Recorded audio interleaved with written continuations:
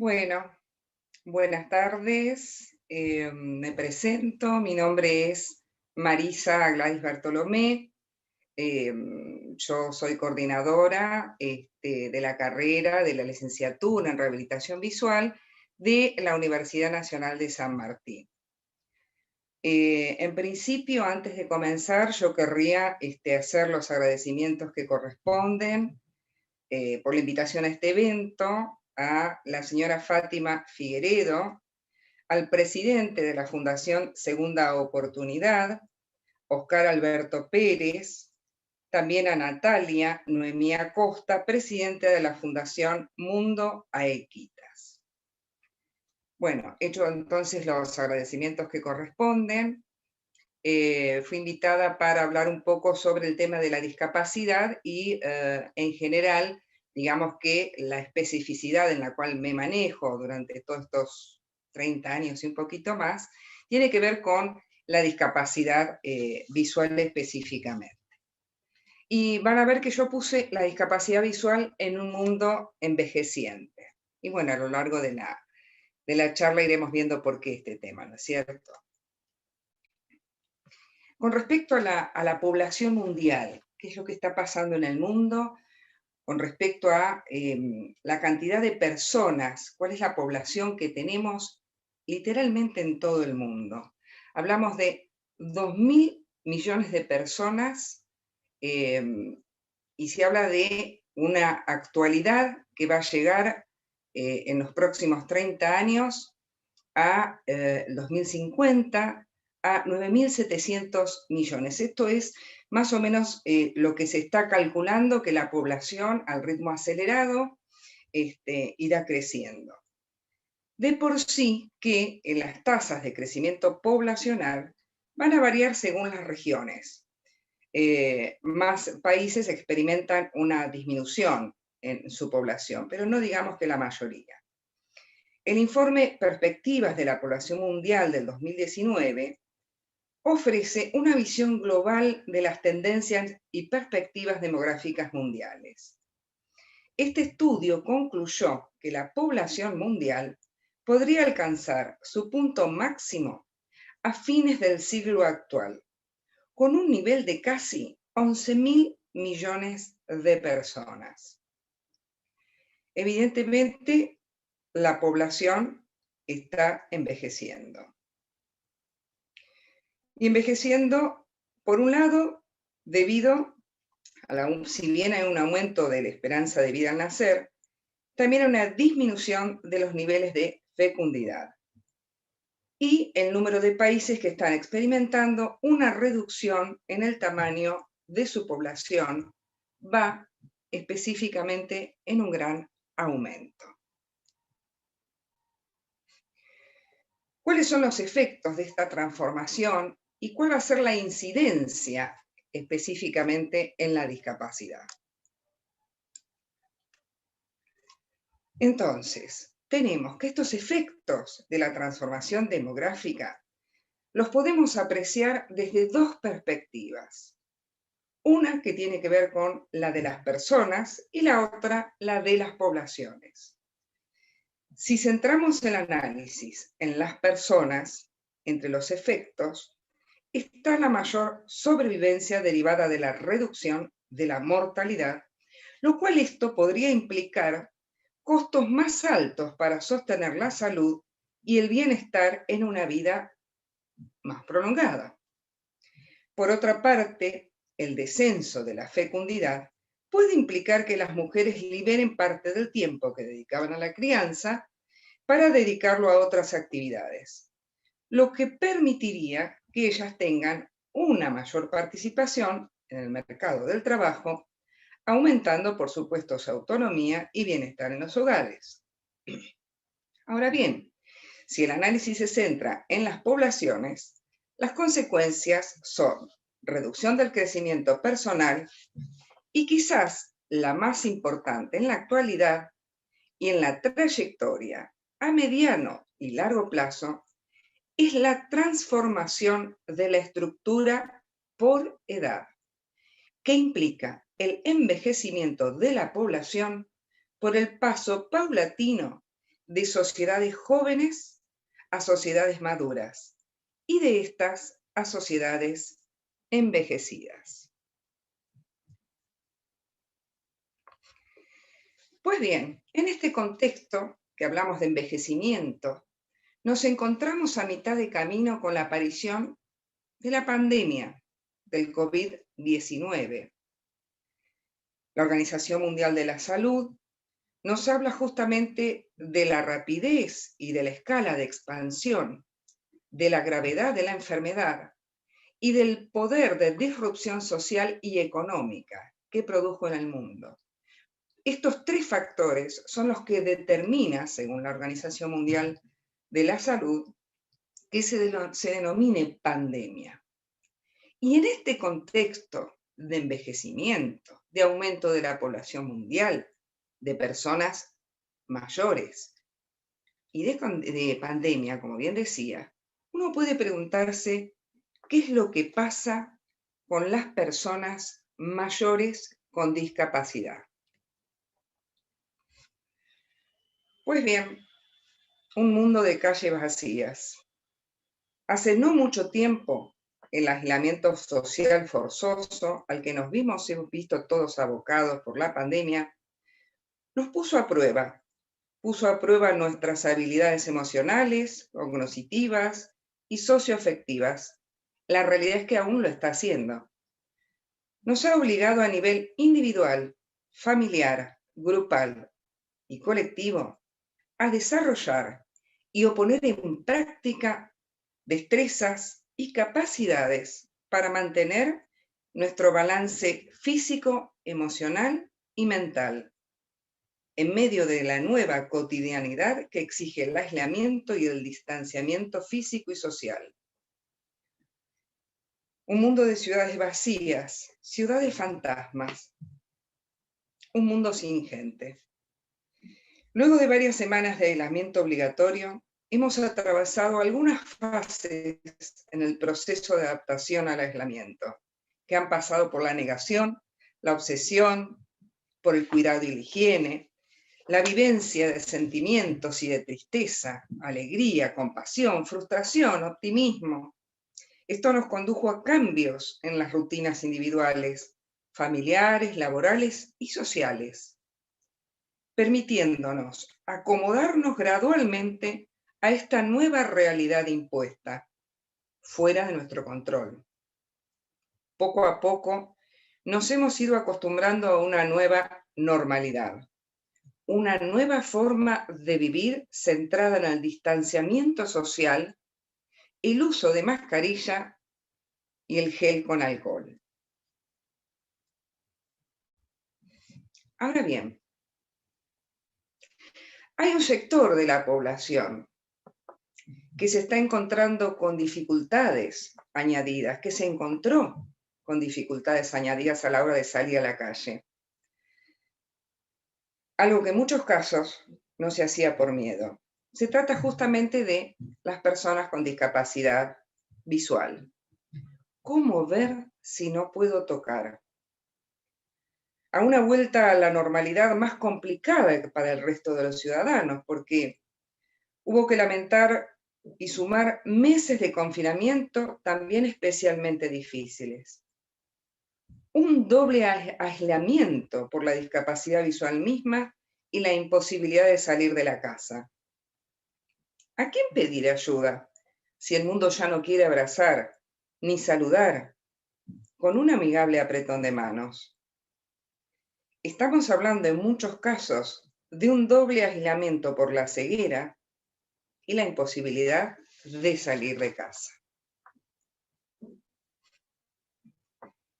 Y entonces podemos preguntarnos qué pasa con la discapacidad visual en el mundo. Y nos encontramos con estas cifras, que hay por lo menos 2.200 millones de personas que padecen deficiencia visual, y de las cuales hay 1.000 millones que podrían haberse evitado, o, lo más terrible aún, es que aún no se han tratado.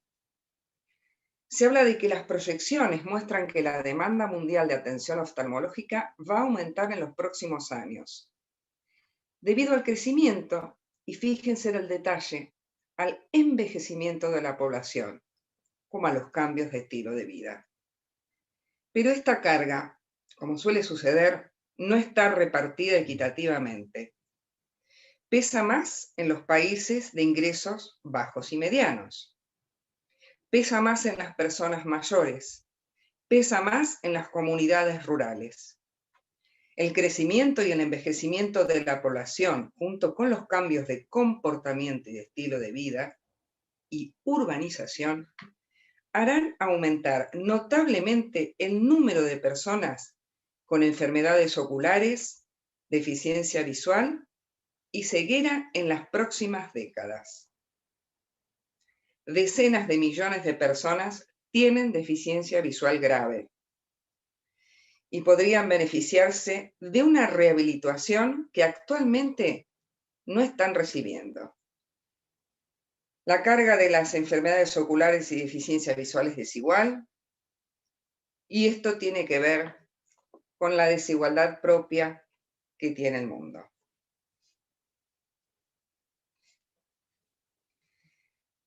Y si de rehabilitación hablamos, ¿qué es lo que podemos decir cuando hablamos de rehabilitación?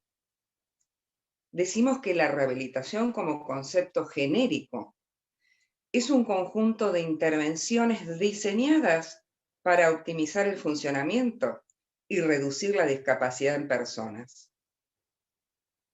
Pues bien, de eso se trata la rehabilitación, en este caso visual.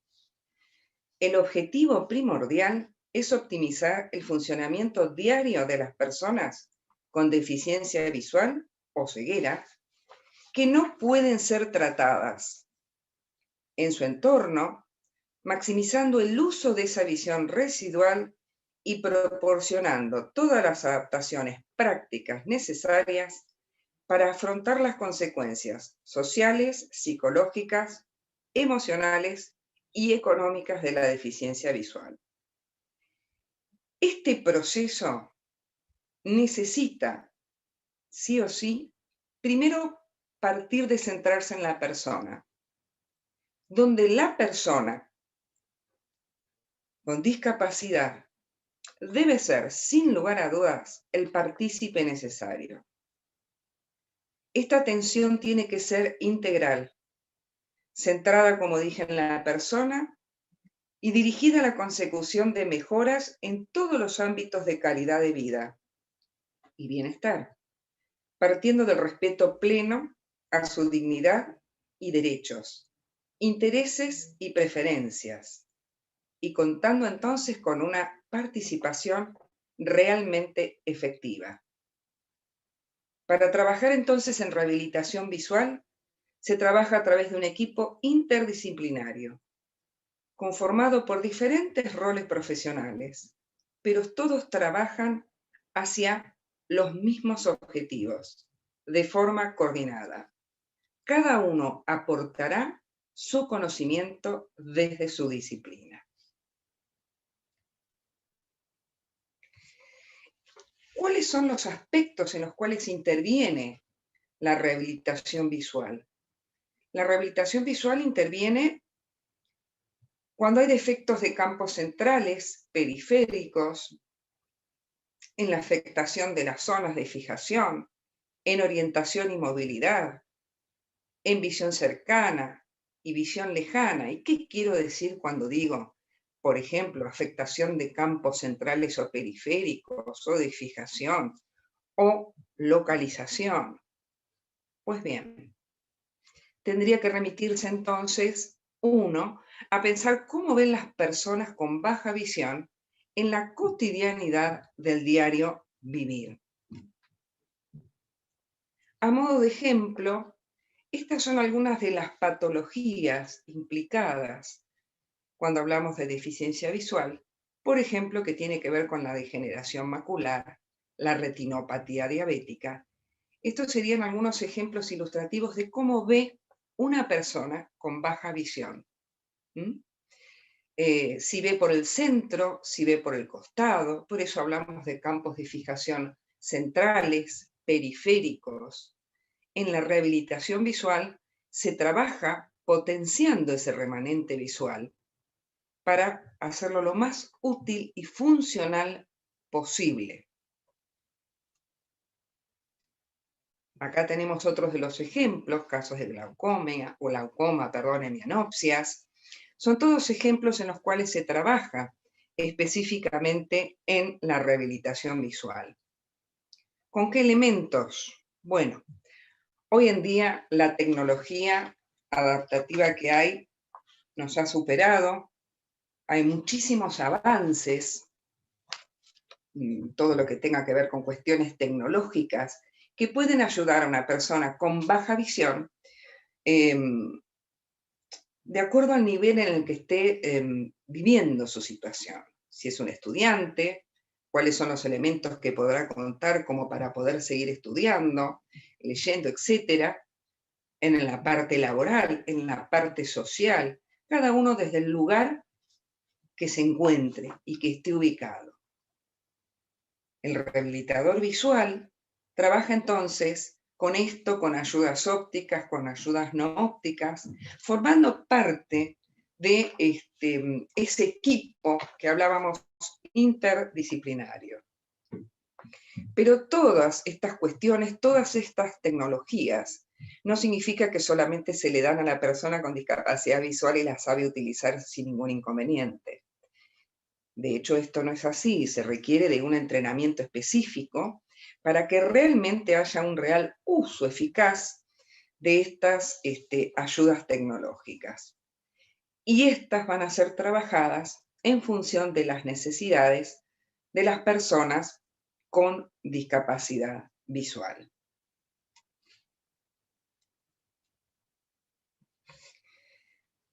En este contexto, estoy absolutamente segura, después de tantos años de haber estado y seguir estando en el tema de la baja visión y la rehabilitación visual, y en el manejo y en el trabajo con las personas con discapacidad visual en general, estoy absolutamente segura y reitero que la rehabilitación visual puede hacer la diferencia y de hecho la hace.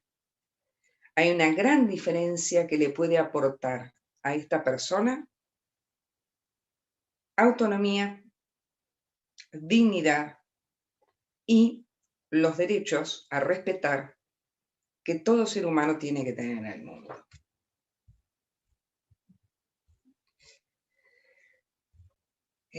A lo largo de todos estos años, y más precisamente yo diría que marcadamente a lo largo de estos 2 últimos años, hemos aprendido a ser más resilientes.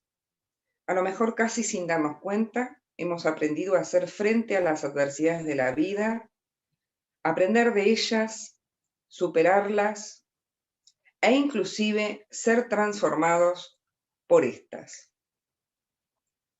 A través de un proceso psíquico y dinámico, con una mezcla casi inimaginable de fuerza y fragilidad, que dio como resultado una adaptación positiva en contextos de gran adversidad. En este contexto, justamente, pienso que las personas con discapacidad visual son un ejemplo viviente del mismo corazón de la resiliencia. Muchísimas gracias.